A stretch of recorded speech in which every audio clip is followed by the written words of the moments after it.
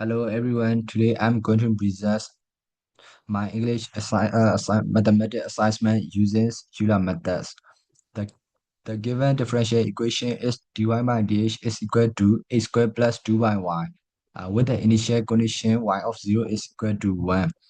The objective is to estimate the value of y1. Euler method is numerical method to estimate the solution step by step instead of finding the exact solution directly. It uses the slope at the current points to predict the next value. The Euler formula is y of n plus 1 is equal to y of n plus h into f of hn and yn. The interval is from 0 to 1 and I divided into 10 equals that. Therefore, the start side is h is equal to 0.1. The initial point is h is equal to 0 and y is equal to 1. The first law is f of 0 and 1 is equal to 2. Using Euler formula, y of 1 is equal to 1.2. After obtaining the first approximation, I repeated the same process until h is equal to 1. To save time and reduce calculation error, I use AZES to perform the remaining iteration. Now I will explain the exact table. The first column shows the step number. The second column contains the h value increasing by 0.1 each step. The third column shows the approximate y value calculated using Euler methods.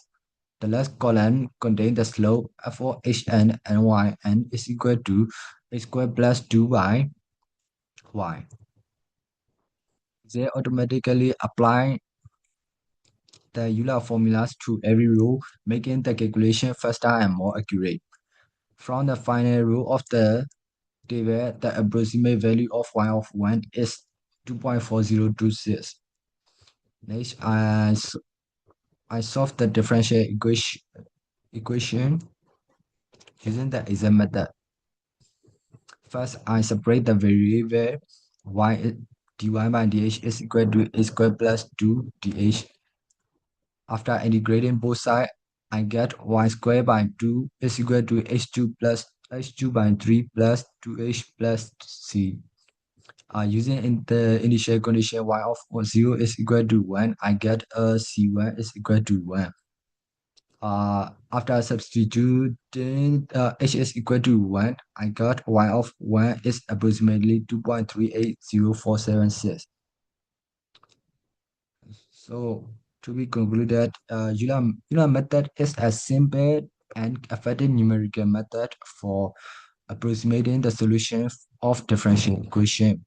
Although the result is not exactly the same as the exact solution, the error is very small, which shows that the approximation is reliable.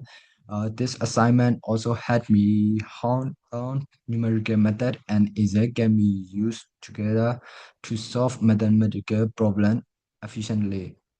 Thank you for your attention.